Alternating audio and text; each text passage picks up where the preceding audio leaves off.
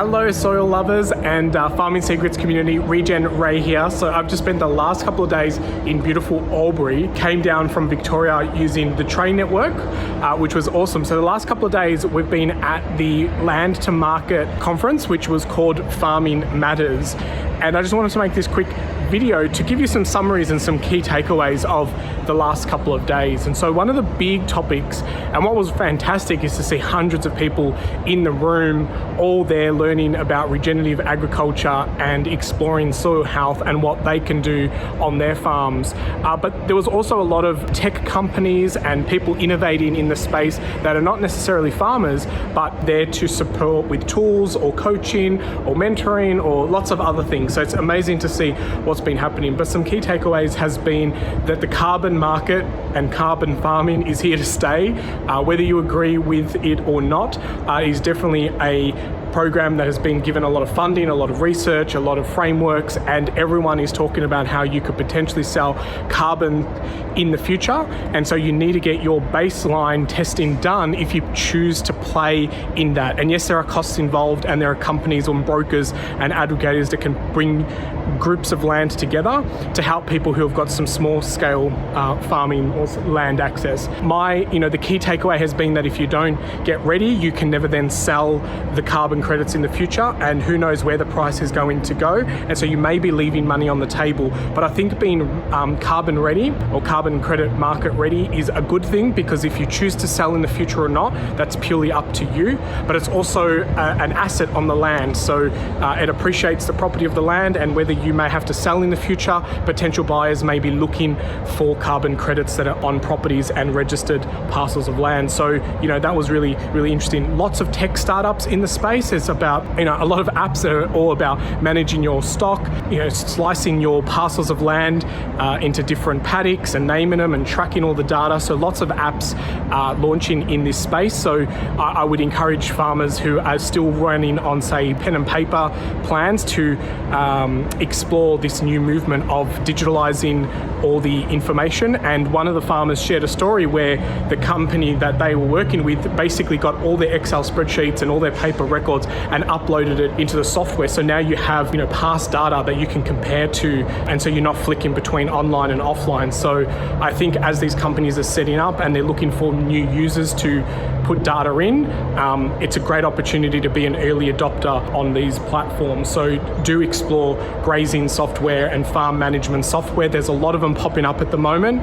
I think one of the problems I've seen is that you need to put data into different platforms, and how do you aggregate that, and how do you get comfortable with walking around with iPads and drones and technology that opens gates and moves cattle around and things like that. And so the other aspect of it was the farm tours. And on the last day I went on the Regen Ag tour, and that was really, really good to go and see how farms are actually working at the moment. And what was really eye-opening is that every farm functioned differently, which just kind of highlights that the Regen Ag is very personal, and you can make it mean what you need to for your farm system. A lot of the answers on stage were also, it depends. That was one of the most common running jokes. It's like, it depends on your goals, your farm, your plan, your cattle, your sheep, your goats, like whatever it is, your crops, your fiber, your food, it all depends. And so Regen Ag is really being aligned with the values and knowing where you sit with that. And so I had the privilege to go onto 3 farms, and they were all operating a little bit differently. And to my surprise, some of them were even using inputs. And so, I think that's really interesting that at certain points you do need to have inputs, and it is part of the plan. And it's about knowing where you're going and not what you're actually doing today. And so if you've got the mindfulness to think about the inputs and the chemicals and, what that looks like, with the plan to remove them or to fix the landscape so that way nature comes back and the biodiversity increases, then that's a right step in the right direction. I think sometimes we can get caught up that, it's zero inputs, and that's not a really good pathway to success. So I'm now going to cut to some of the footage that I captured, so really enjoy my time here. It was a lot of content. My brain is buzzing and it is just way too much for me to capture from an event like this, so I did the best of capturing some of the key points, and sometimes someone would say something and I wasn't recording, and I was, and it was too late. So I had a real good time finally after COVID coming out to a physical event and networking with a lot of people who have seen my videos on YouTube, and we had an amazing conference for the last couple of days hanging out with like-minded people. So if you're enjoying these videos, remember to like, subscribe and hit the bell so you get notifications when we release new videos. I'm going to be doing more of these videos on site and visiting people, doing farm tours and being the bridge to what's happening out in the world and what's happening in the digital world. So make sure that you are subscribed and liking the videos so we know what you're enjoying. So now let's jump into some of the summit content and share in the comments something that you learn or a key takeaway from the footage that I'm sharing. Until next time, I'm Regen Ray. Keep digging deeper into your soils, reporting for Farming Secrets. Paris farm markets, the thing that really makes our business tick is about being for the greater goodness. We believe that making decisions based on the greater goodness ultimately leads to long-lasting, successful outcomes. Our recent focus on spotlighting regeneratively grown products and trying to explain this to busy city consumers is just our way of trying to work for the greater goodness. I see great parallels between our purpose and the very concept of regenerative agriculture. That's why we're excited to be here tonight to support your cause. Now, I'm by no means an expert in regen ag, but I'm really excited about the future of farming when we focus upon working with nature, not against it. Desertification, mega fires and climate change now accelerating as they feed on one another. While people in the UK, France or Japan, or most of Europe, face only climate change, you Australians face all three. And countries like China or Pakistan face two of them, desertification and climate change. Globally, we face them all. You know that without the production of food and fibre from the world's land and water, which we commonly call agriculture, we cannot have a church, an orchestra, a choir, an army, a city, an economy, or any business. It is the basis of civilization. You know that no business or economy can ever be sustainable until agriculture is. And thus, of course, farming matters. So now, many of you are regenerative agricultural practices. You know about our land to market program, ensuring good practices along the entire chain of production to the best of our ability. And many of you are hopefully involved in our ecological outcome verification program, providing quality assurance to all consumers that what they eat or wear was produced in a way that is truly regenerating the environment. Now, you are at the forefront in advocating better agricultural practices to the public and to your government. What more could be needed? What more could or should you do? That is what I want to talk about today. This is in and that's out doesn't necessarily fit regenerative. And it can actually be polarising. I think it's so important for us to bring all farmers on this journey. It can't be the regenerative farmers and the conventional farmers. We all have to walk the journey together. So I don't want to rule out anybody from taking that first step in a regenerative way. And I think that's important. If we are talking about things like certification, verification, whatever it might be, accreditation in our case, let's keep it in context of these principles. So very quickly, I'm going very quick. This is what we found in profitability. This is what the other scientists that are working in the same space as I am, looking at these triple bottom line outcomes, less overheads and variable costs. What was interesting, my neighbour will always put on 2.5 kilos on his cattle when I'm putting on 2 kilos. He will run 3 times as many cattle as I'll ever run. He's a conventional farmer. I call him the urea king. He loves what he does. He changes that ryegrass pasture. As soon as a new species comes out of ryegrass, bang, he's spraying out that paddock and he's got it in. It's awesome to watch. And he's going to outstrip me every good year with kilos of beef. But what was really interesting, over a 4-year period of when 2.5 of those years was horrendous drought, then it started to even out. And the yields over that 4 years became the same. I didn't have the big boom and bust. It was just constant. I still had grass in the paddocks, and you could drive around New South Wales at that time and you could tell who was a holistic manager and who wasn't very quickly just by looking over the fence. So that has shown up in my research. That has shown up in others' research as well. That over a longer term, you're going to get those evened out yields. I'm getting hunted off the stage. And I totally agree with Allan again that management is the key. It's the choices that we make around everything that we do that decides and determines the outcomes. I had a guy on the radio the other day tried to push me about drought management, you know, how people can't manage drought because they've got too much debt, etc., etc. But it's a choice that people make as to how you manage and how you react to a drought or any other circumstance that you get. But the thing we've got to learn to manage is biology. We are in a biological system and we're either spiralling up or spiralling down in that biological system. And what we need to start learning to manage is biology instead of physics and chemistry, because it's the biology that will determine the chemistry and the physics. But we might need a little bit of chemistry. So if we need a bit, well then that's fine. We can put some of that chemistry on, but it should not be the focus. It should be a little addition if it's going to help the biology. And of course we need biodiversity, and we've got to manage for biodiversity. Every ecosystem that exists naturally has biodiversity in it, and we've got to get back there. And we have a broad number of tools that we can use in order to start making these changes. We've got grazing systems, and it looks like from the show of hands earlier that pretty well everyone in this room is a convert to doing things differently with grazing management.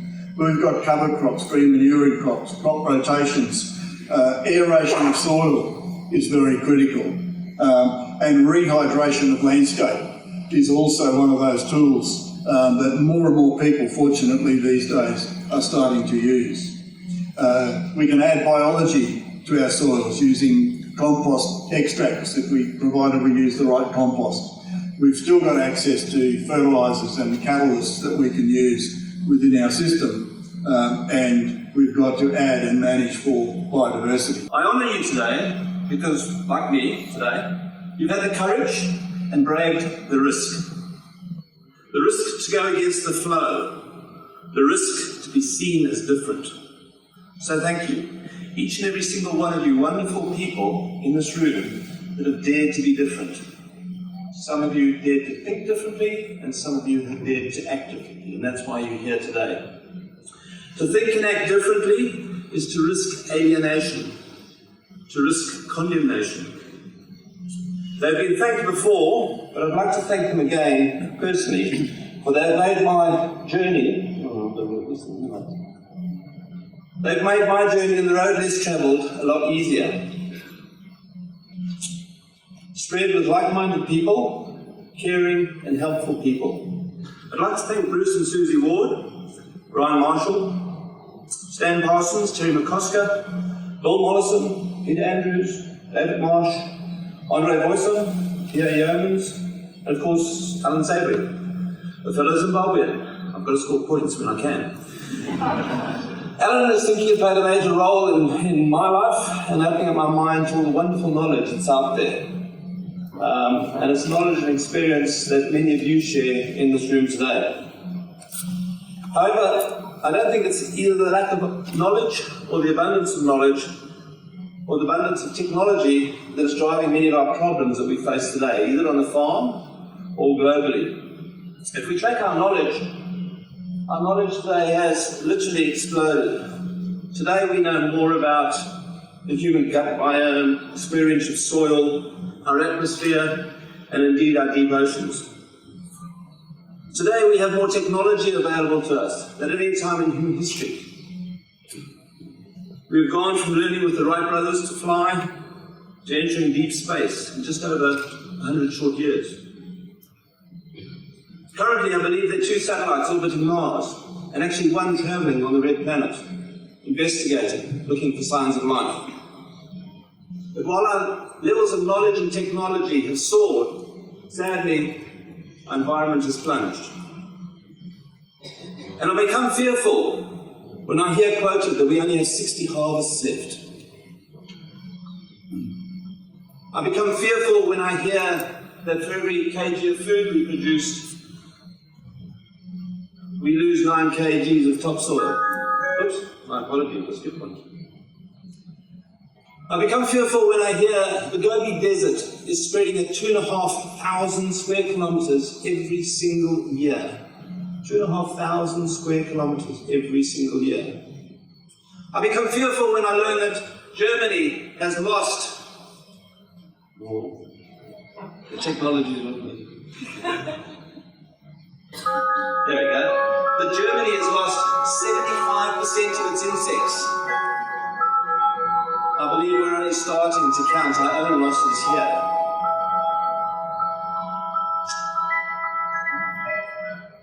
However, fear in humans doesn't drive that sustained change that we need to turn the ship around. Fear, like that we've recently experienced in those catastrophic fires, terrible droughts, and more recently, terrible floods, makes us humans hunker down. We hunker down, we wait for the catastrophe to pass, and then we get on with life as normal. So what do we need to do to drive the sustained change that will turn us all around? When I read Charles Massey's book, The Call of the Reed Warbler, and I read the terrible crises that beset the courageous farmers that he mentions, I believe what pushed those men and women through crisis into the required sustained change that blazed a path for many of us to follow was hope, was positivity. Indeed, when I read reports why some survived the terrible events of the Second World War and the prisoner of war camps, it wasn't the fittest or the strongest. It wasn't the biggest or the smallest or the weakest or the smartest who did whatever it took to survive those terrible conditions. Lovely area, and you look out here straight in front of you, that is tube stock. Miserable. You put them in the ground, you take down the little tube, very happy, put them in the ground, help, where am I? Oh, I'm going to die. And half the fuckers do die. So anyhow, all this, to get all this in focus with direct seeding, I couldn't have done.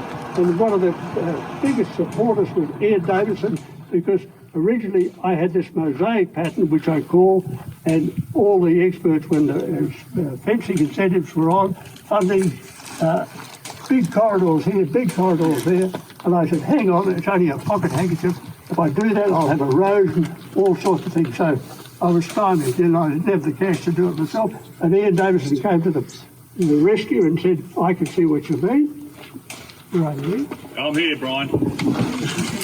So I'll stand here. I've got a loud voice. So basically, one of the things that people misunderstand is that the big talk is about wildlife corridors environmentally, and quite frankly, very few animals need a corridor or need much of a corridor because they fly if they're birds, and a lot of the larger animals can hop or move, whatever. The only animals that really need direct contact are going to be things like ringtail possums or gliders, and gliders can glide 30 to 50 metres anyway. So, to be quite honest, there's a lot of money being spent on improving driveways and doing fence lines or whatever. It's way more important to have to look at your landscape, those big old trees, and have clumps of those, and make sure they're healthy and they work in a way, like Brian says, where they get shade and shelter, give you the outcome you want for whatever you're trying to do. So the other one that you don't quite see, if Brian's property wraps around that ridge around there, there's a really what I'd call more native bush that he grazes periodically as well, and it's got quite high diversity. So there's a lot of environmental values on this property that was just waiting to be captured. Brian had the vision with what he wanted to do. I was, back in the day, I worked with Greening Australia in 1998 to 1996 to 2002. God, that's a long time ago. And we had some incentive money, but it was completely flexible as far as just was there a public good in what the landholder was trying to do, and the public good was it environmentally sound? Was it actually helping have more nature on a property? And now it's just so much red tape, as everyone I think can attest. Interesting, incredible views over the snow and the thing. Magic, blessed, marvellous, enthusiastic, loved. Are just a couple of the feeling words that you used on that short trip up here. Those are the drivers. Those are the things I was talking about yesterday that make us get out there and do whatever we have to do. And then we can use certain tools. And I think one of the big things of holistic management is, hey, we can use grazing animals to change environments. And, I think most of the world's population puts grazing animals in a box and says they're actually bad, but we have to have them because we want to eat them. But a grazing animal is just like a hammer. You can use a hammer to build a house, you can use a hammer to destroy a house. It's not the animal, it's how we manage the animal. And how do we manage? It's based on those great words that Brian's shared with us just in that short time. Those are the drivers, those are the things that get you out of bed in the morning. And it's, again, just taking time to think about those, because those are the why. We're all very focused on the what. We really need to discover our why, what gets us going in the mornings. And then, honestly, you'll do whatever you have to do, and if it takes cows, if it takes dynamite, if it takes bulldozers, you'll figure a way of making it happen. But if it's not going to take you towards your why, at the end of the day, you won't feel good about yourself, you won't be a happy person. Soil for Life, and out of all the various targets they said, we beat, out of about 8, we beat every one of them. So I can produce a kilogram of beef for under $1 a kilogram. Do you use superphosphate? Have, yes. And I've been using seaweed, the last couple of years. But still do a soil test every year to see what the phosphorus levels are like. And I believe that the sea salt is lifting them, because some of ours now are up to 40, as normally they're 20. And the pH started at about 4.3, 4.2, and now there's quite a lot of it up to 7. Nothing under 5.3, I think it is. Good. And the carbon has come up from sort of 0.5, and there's a few at least 4s and 3s now.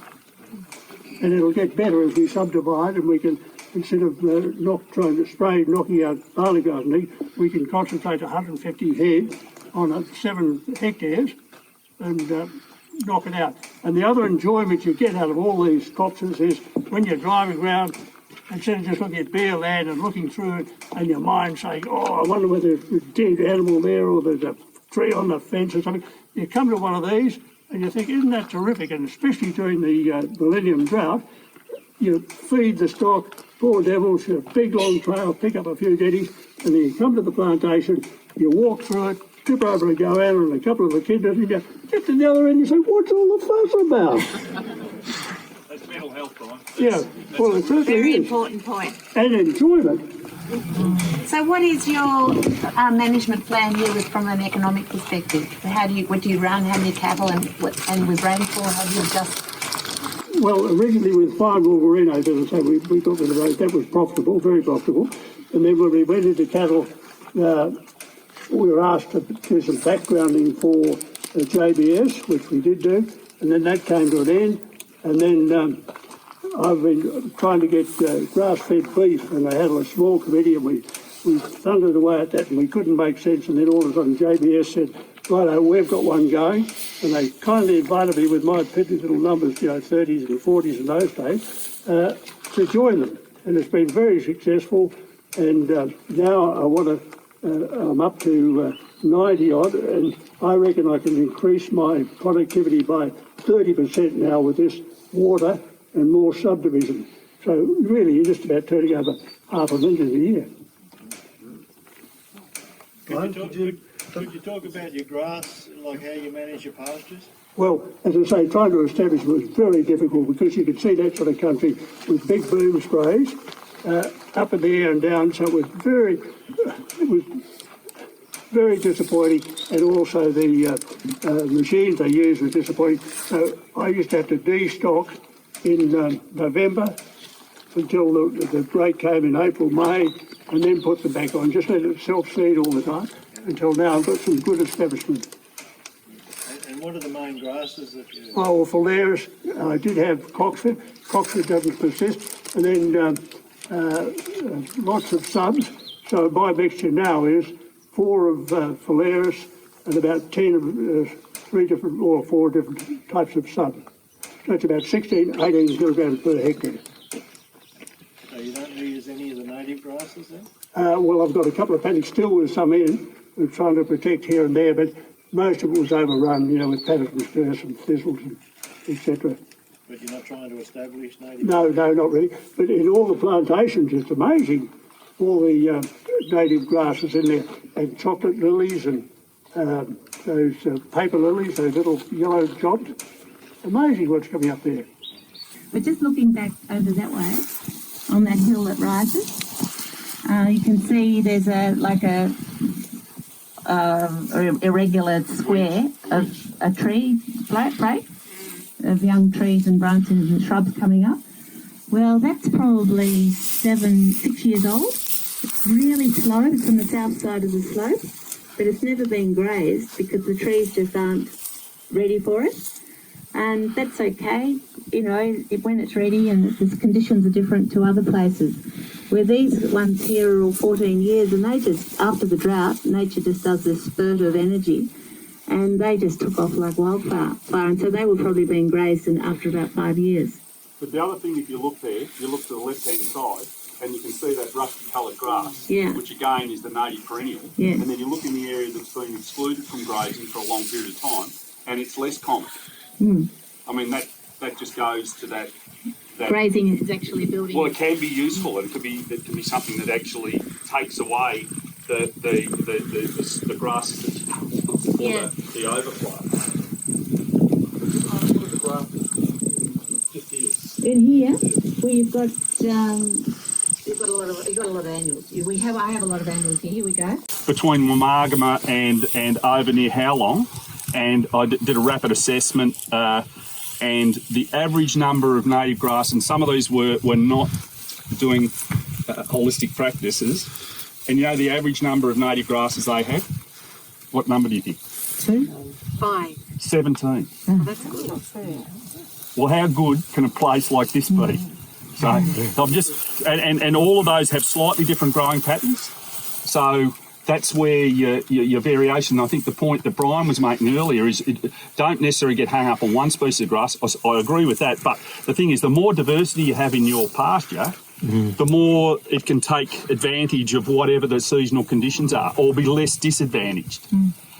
So they're sort of the take-homes, I guess. That's a beautiful grass. I love it. And the hills have got lots of it on it. Yeah. Yep. Brian, do you want to say anything here while we're in the paddock? We're in your domain here. Just the opportunity over there, but if you just knelt down there and put your hands underneath the grass cover and just felt the soil and felt how cool it was.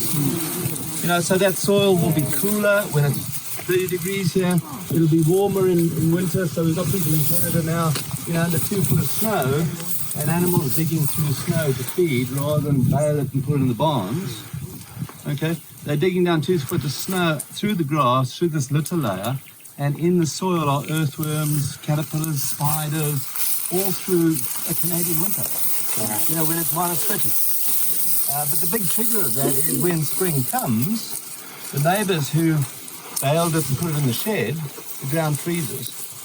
So when the snow melt comes, it doesn't go into the soil, it runs off, and then you've got to wait 2 or 3 weeks for another shower of rain to then get the moisture in the soil. So again, you know, it's different environments, but that water cycle, mineral cycle, energy flow all work the same. So, you know, when I put my fingers underneath the grass here and you feel it, it's probably 10 degrees, and you can dig your fingers into the top inch of soil. You know, if you can do that with your soil, how much energy do earthworms have to use to work your way through the soil? You know, plants use a lot of energy to push roots through soil. If your soil's like this, how much energy do they use? Which means there's more energy available for every other form of life. Yeah, you can smell it. Again, it smells beautiful. It smells like compost. But it's truly building soil. Yep. Now, Joel mentioned when we got off the bus, he said, there's a lot of oxidation here. There actually isn't a lot of oxidation. Is everybody comfortable with oxidation? You know, these plants aren't oxidized. They've just senesced, they've dried. Once they become grey, there's not a lot of it here, but once it's become grey, that's oxidation. And that's telling us a large amount of the nutrient in that leaf or stem or seed has oxidized, combined with oxygen, gone to the atmosphere. Which means, again, it's not available here at soil surface for life. So what Jill is doing is, before most of it gets to that stage, we either use the animals to put it on the ground, or we transfer it through an animal, where the moisture in the gut of the animal, the microbes in the gut of the animal will break it down, then it goes on the soil surface. Because one of the problems we've got is the microbes in the soil can't leap up and graze plants that are standing upright. They can't do it, they're not made for it. So somehow we've got to get that material down, like Jill's done a wonderful job over there. Well, not Jill, but the cows through Jill, or the Jill through cows. Anyway, whichever way I want to take it. You know, it's getting that material on the soil surface, which A, protects the soil surface, makes it cooler, holds the moisture in there. You know, just go and feel the gravel road there. Right now, that's about 30 degrees. Our gravel road up on the mid-north coast last year, we had a 42-degree day. It was 73 degrees. Wow. What lives in soil at 73 degrees? Nothing. Virtually all your seed sources will become sterile at 50.